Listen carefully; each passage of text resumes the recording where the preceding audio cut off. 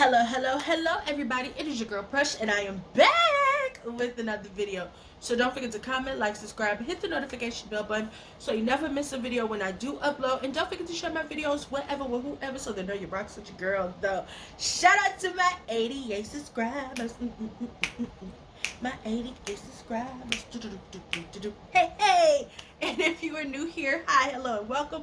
I'm your girl Prush. This is the Precious B channel, okay? And if you've been here before, what it do, baby boo? And also don't forget to, subscribe, notification, like, because they help with the algorithm. Other people find me. And also don't forget to check the description bar down below where you find all of my perfectly curated playlists as well as the link to the Facebook channel that I curated for this channel. And also I want to say thank you to everybody, like I said, who wished, condolences to me on the passing of my grandmother. And all I gotta say is, did you miss me? Because I missed you.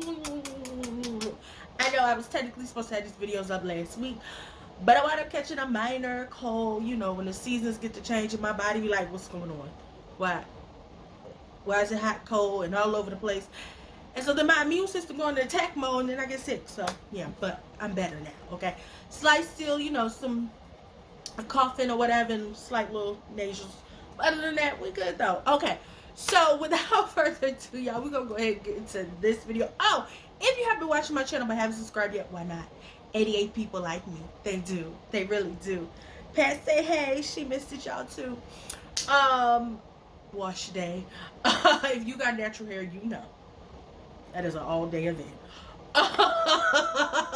So without further ado, y'all, let's go ahead and get into this video. So this is going to be my What You Watch review on, and just like that, the finale, The Last Supper Part 1. I'm not going to be calling it episode 10 and 11. They technically just should have said part 1 and 2. So I'm probably going to run through this quickly because this episode pissed me off. But we're going to get into the things of the thing. So we opened the episode with Carrie and Aiden on their way to Coney Island to see Steve, who is opening up his own spot up there on Coney Island. It's going to be called Clams.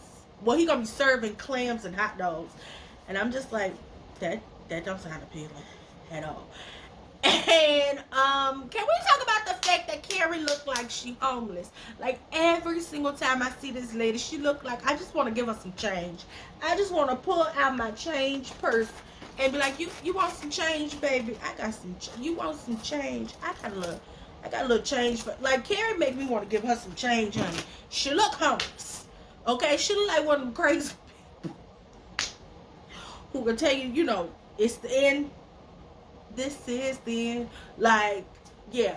So, they sit there and, they joke about Carrie being older or whatever. And, they talk to Steve and he was like, child, what took y'all so long to get here? And it was like, child, we had to take 3 buses, an Uber, the subway, a trolley car, and some more shit to get here. And I like to see that, they got Steve and Aiden still, in communication. I did not know that.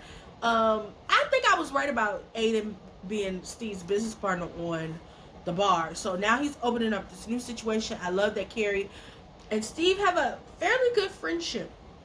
Of course, while Steve went to go get them beers, Wyatt calls. And y'all know Wyatt not here for Carrie ass. And so he called his daddy like, when is you coming back home? And he was like, well, hey, how you doing? I'm down here at Coney Island. See, ain't that fun? He said, yeah, so when you coming back home? He was like, what's your problem? He was like, because mama being, a dickhead. And he was like, hold on, Carrie, let me go talk to him. I'm like, Lord have mercy. Why I need to be popping this out? So, Carrie and Steve get to talking about, moving on and just being happy where they are. She's excited about her and Aiden's new place. I don't know why she keeps saying it's their place. But anyway, because Aiden ain't putting a nail piece of money in there. At least that's not the vibe they gave us, that Aiden slid a couple $1,000 or so. But yeah, after Aiden get off the phone with his son, him and Carrie, and they sit there and they laugh, and then Brady pull up on his bicycle. And I'm just like, hey, Brady, like, what you doing with yourself outside of hunching on Lily? After that, we see, what do we see after that? Oh my God, y'all, I'm drawing a blank. After that, we see, oh crap, hold on. After that, we see Miranda's boss, whatever her name is, came back to work. And her and Miranda finna be, you know, back on their tag team stuff. They ain't showed the aggy white girl that worked around there, just the black one. And so Miranda and her boss, you know, they back kicking it or whatever. And then after that, we see Charlotte at work getting ready to sell Sam Smith a painting. And Sam Smith looked really good in that turquoise blue that they were in. And I want to say their friend that they were with. And they looked really nice as well. And so Charlotte had to go take a phone call because Rock done call her down there at her job. Y'all remember the days of calling your mama while she was at work for foolishness? That took me back. So Rock called Charlotte and she was like, I need my notebook. Rock called Charlotte, was like, I need my notebook. And Charlotte was like, you didn't call me on the landline for this, girl. I thought it was an emergency. I'm trying to sell a painting to Sam Smith. And Rock was like, well, it's really important. And she was like, this is why I tell you to pack your backpack the night before, because I don't have time for this foolishness, Rock. So she hung up the phone with Rock, and then she called Harry. Harry was like, what's going on? And she was like, I need you to go home and get Rock's notebook, a textbook, a book. And Harry was like, you called me for this, girl? I thought my daddy died. Charlotte was like, why would you say that? He was like, child, because I always think it's about my daddy. And I'm like, Lord, Harry, what you want me to bring to the funeral? I got her a bottle of wine because it sounds like you just be plotting on your poor daddy. So then he was like, you know, I'm busy. I got stuff to do. And Charlotte said, what you got to do? Huh? Oh, you too busy because you the man. You the father and I'm the mama. And Harry said, girl, I got to go get that book for Rock. And hung up that phone. I said, no, that's right. Don't play with Charlotte. After that, we see... I want to say we see the girls go to brunch. I'm going to just tell y'all how I remember it at this point. We see the girls go to brunch. And it's Charlotte, Lisa, Miranda, and Carrie. And I have to say, Carrie's fashion amongst the other girls is trash. Trash. Like, amongst that scene is Lisa, Miranda, and then Charlotte. Carrie's in last place. Like, for her to be the star of the show and everybody else be eating her up fashion-wise, atrocious. Anyway, so the girls are sitting there, and Lily calls Charlotte. And I forgot why she called Charlotte. And Charlotte was like, Miss Lady, this is my time to hang out with my girls. We is having brunch. And Karen was like, girl, did she make us ladies for lunch? And Miranda and Lisa was like, no, girl, we're ladies for brunch. So after she hung up the phone, she was like, they was like, girl, you all right? She was like, fuck them kids. She didn't say that, but that was what she felt. And she was like, and I don't want to talk about it. It was like, and girl, you ain't got to. And I love that Miranda has these funny moments. Excuse me. And so she goes into how, you know, they are just basically reverting back into this mommy, you know, like, girl, leave me the fuck alone. I told y'all I was going back to work and y'all was gonna have to fend for your motherfucking selves. I told y'all that. Like, the math not mathing for me and y'all bothering me. So after that, Charlotte tells Lisa to tell the girls the exciting news. And I'm like, why are you trying to force that lady telling people she's pregnant? But what she actually tells them is what sets up this entire 2-part episode is that Carrie won a raffle to have a personal chef come, a 5-star Michelin chef, come and prepare a dinner for 16 people.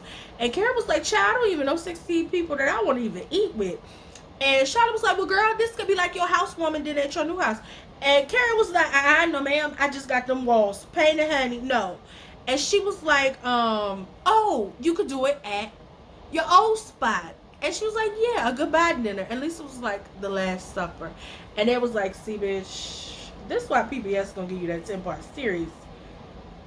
And I was like, that's why I fucks with Lisa. So after that, after the girls have brunch or whatever, Miranda and Carrie, they walking down the stairs, and baby, Miranda's outfit was everything. And she had a Brandon Blackwood bag, which is a black designer. I had my eye on a couple Brandon Blackwood bags. Not the one she had. That was a coin. But the ones that's in my price range, I got my eye on a couple. So anyway, they were talking about Miranda having to go to the UN with her boss and things like that. And Carrie was like, child, I done been in New York for damn near 40 years, and I ain't never been to the UN. And she was like, for real? She's like, girl. She was like, you know, you never been like on a field trip? She's like, girl, we came, but I was too busy trying to get me, you know, a boot thing or whatever. And so she was like, yeah, but you know, I've been around there to Coney Island with Steve or whatever. And she was like, oh, how's Steve doing? She was like, he doing good. You know, he gonna open his own little spot. Steve doing good or whatever. And I think they started talking about Che and the fact that they have a comedy special or something or another. And Miranda was like, bitch, you just going on a tour all my exes, huh? And she was like, well, bitch, they are my friends. Let's start there. They're not just your exes. Che and Steve are actually my friends, darling. But you know what I'm saying or whatever. So after that, we see Lisa and Charlotte on the other side of the store or whatever. They looking at flatware. And so, you know, Lisa basically asks Charlotte not to say anything about the baby or anything else about the documentary because she's not sure. And I think she also said something about, you know, the baby because, you know, she is in this place where she's spiraling like, am I going to be able to do the documentary and have this newborn baby? And that's like a lot for her. And her outfit, can we talk about that blue she had on and the fact that her shirt was backwards? She had it on backwards. And that was probably my favorite part about Lisa's outfit was the back, like, because it had like little cutout parts. And so the part that would like show your back was in the front. And the way the front was made, it looked better on the back. Like, whoever put that shirt on her like that, yes. After that, we see Anthony and what's his face hunching, and they have this conversation about being dom tops and bottoms and power driving and, you know, all type of gay sexual lingo. And how Anthony said, girl, I'm a top and a top only. Ain't nobody gonna be sneaking around my back door, okay? Ain't no back door standing around here, ho, okay? I do the fucking. I don't get fucked, okay? I do the fucking, okay? And he was like, what was the problem? Because it was, so they had that whole little conversation, and Lil Bit was like, girl, you too old school for me. So after that, we see Seema and her dude hunching, and she tell that man she love him. And he was like, I love you too. And she started having one of those moments. Seema started to work on my last good fucking nerve. I swear to God. After that, we see, again, I'm going to just tell y'all what I remember. After that, we see Carrie and what's her face talking about the apartment because she sold the apartment to Lizette, but she didn't sell it to her for a lot because, you know, the girl ain't got that much money. And so we see she's Seema comes over there or whatever, and her and Seema talking or whatever, and, you know, Seema low-key feels some type of way that Carrie sold that apartment to that girl for that low ball change. And so she leave, and Seema basically tell Carrie she told that man she loved him. Because Carrie thought it was a real crisis. She was like, girl, we got a problem. And she's like, well, what happened? She was like, I told that man I love him. And she was like, what happened? He didn't say it back. She was like, no, bitch, he said it back. And she's like, so what's the problem, Seema? Like, even Carrie see, bitch, something ain't right with her. And so she was like, I said it too soon. It was like, girl, you said it while he was hunching on you. I mean, it was a hunch, I love you. We've all said, I love you in the middle of hunching. Now, whether or not we meant it, that's a different thing. Okay, did you mean it? Or was it in the moment of the hunching? Okay, so after that, we see, we see Miranda and her boss with some lady. And then after that, we see Shay trying to correct, Che correcting their boss on their pronouns being they and them. And then we see them at the comedy club doing a performance or whatever, and Carrie invites Aiden to the Last Supper, and she was like, you know, I saved the spot open for you just in case you want to slide through or whatever.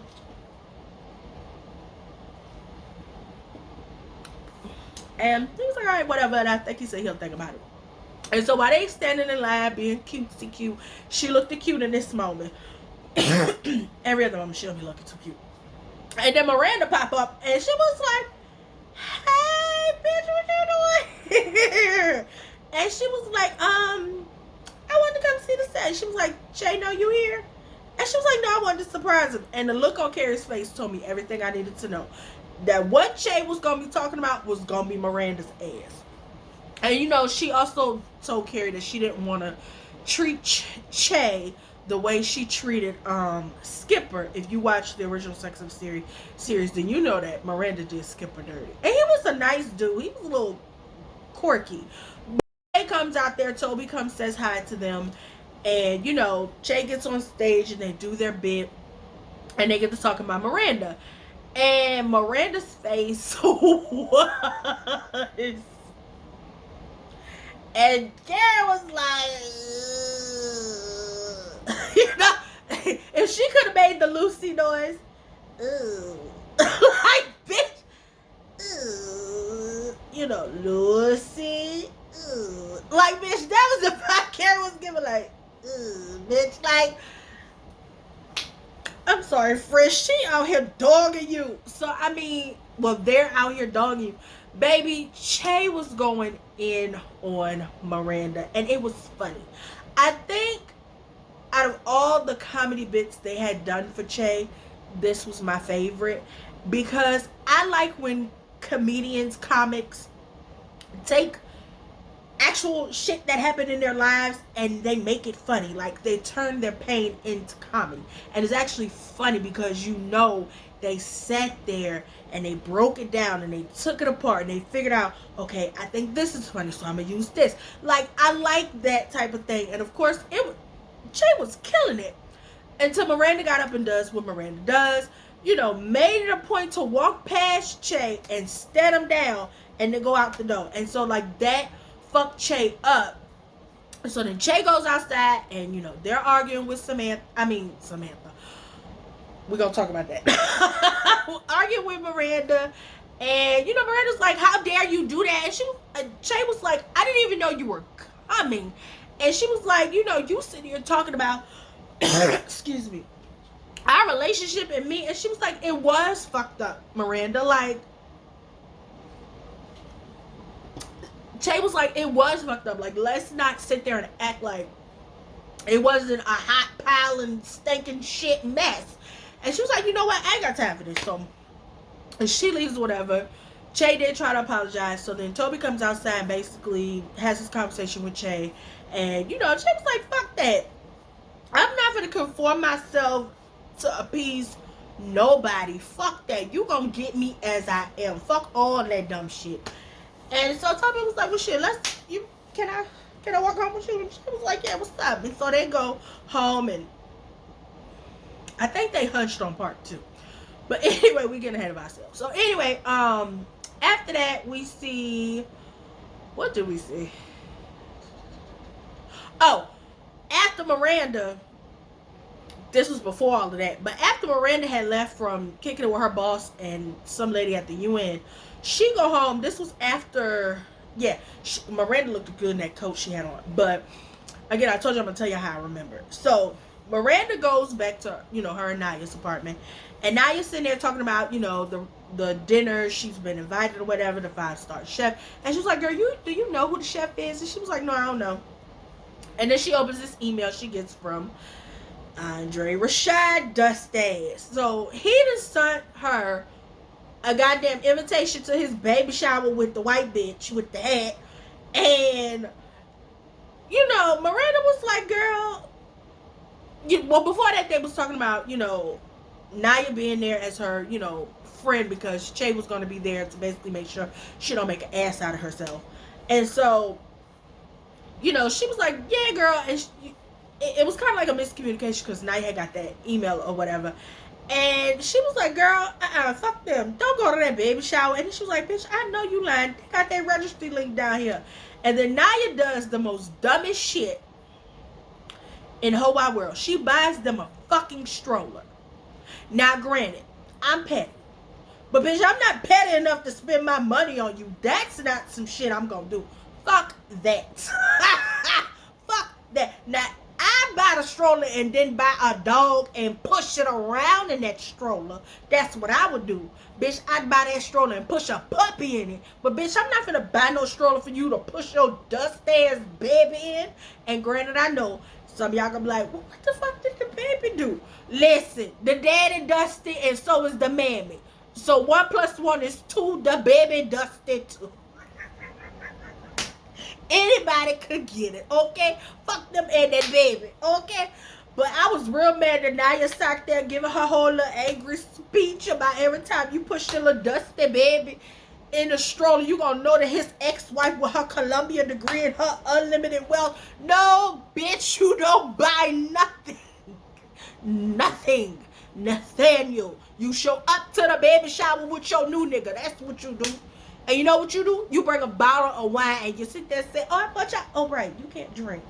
Y'all got a corkscrew? Like, that's what you do, bitch. You bring a bottle of wine to the baby shower. You don't fucking buy them no stroller for their dust ass baby. Whoo, bitch, that made me mad. Mad, honey. I'm talking about mad. That pissed me clean off. What's this? Oh, the other thing that pissed me off in this episode, now that I think about it, because I realized they addressed it in this episode. Hold on. Stanford. They finally addressed Stanford. He's still in Japan, and he's a fucking monk. He's a monk. He done left all his worldly possessions to Anthony because he's a monk. And he done sun carried this picture. And I like the fact that they did make a joke out of the fact that the picture is indeed Photoshop. And so I'm just like, this what y'all came up with? This. Y'all had enough time to kill his character. Like, me personally, if I was in the writer's room, I was like, we have to kill him. It might be fucked up because he actually dead in real life. But we have to kill this character. You cannot fucking bring Stanford back. The actor who played him is dead. Kill the character. Like, this, giving him this storyline where he's back. No, bitch. I think y'all just did better by killing Stanford. By having him, get hit by a car or something. I know that sounds fucked up, but I mean, he got hit by a car or he was in a car accident. The car set on fire.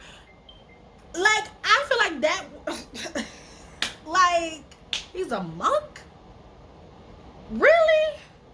All the, like, this what y'all came up with? This.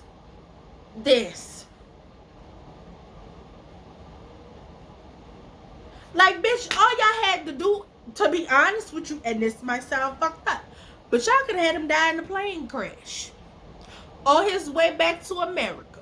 That, again, that sounds fucked up, but that's what could have happened. The name of the episode was called The Last Supper. Stanford could have died. And that's how it could have been like this cliffhanger moment at the end of part 1 where we see Carrie getting a phone call. Stanny's dead. And so at her last supper, they have this moment of silence for Stanny. Like, you know, Anthony that was his new nigga. Like, the fact that y'all made him a monk, I don't like that. I personally felt y'all should have just killed Stanford.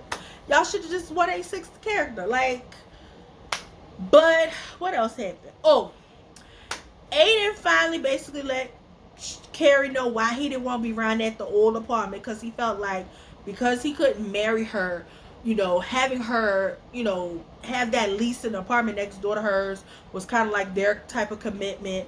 And then all the bad shit that happened, and so he felt like if he would have went up there, because you know they expanded, knocked the wall down, made it one big spot, that he would have been mad with her. Like, he'd have probably got mad with her all over again. And I completely understand. You know what I'm saying? I love the fact that they had Aiden tell her the reason why. And I like that, you know, we're getting this maturity from him, because I felt like a lot of people was like, include myself, because I do feel like he did come with a lot of stipulations. But as I watched episode 9, 10, 11, part 1 and 2 of The Last Supper, I realized that they should have had Carrie and Aiden kind of slow walk this thing. I feel like it should have been slow walked because of how we got to part 2. So yeah, so Aiden's youngest wound up getting in a car accident because he was around there drunk or something. And he had to leave or whatever the case may be. And that's kind of how part 1 is with Aiden calling Carrie crying. And baby, let me tell y'all something. I don't know who told that man to cry. John Cabot, don't you do that shit ever again in life. Don't you ever, and never, ever try and cry ever again in life. Don't you do that. Don't you ever try and cry. If you cannot make yourself cry, don't do it. I would have preferred if he sat there, would have been angry and cussed and be like, God damn it, I should have been there. Like, he should have been angry because crying wasn't for him. He should just been like really angry. You know what I'm saying? Like, I mean, I know that's technically not like Aiden's thing, but we've seen Aiden angry. I feel like he should have just been angry instead of y'all trying to make that goddamn man cry. No. Y'all could have kept that shit to yourself. Y'all could have kept that shit to yourself, okay?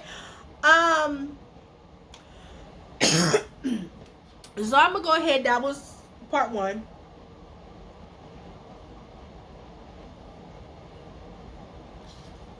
Of The Last Supper. And I'm gonna go ahead and record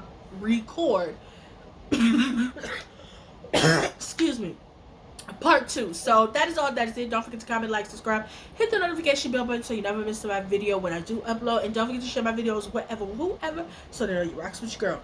Love you. Bye. See you.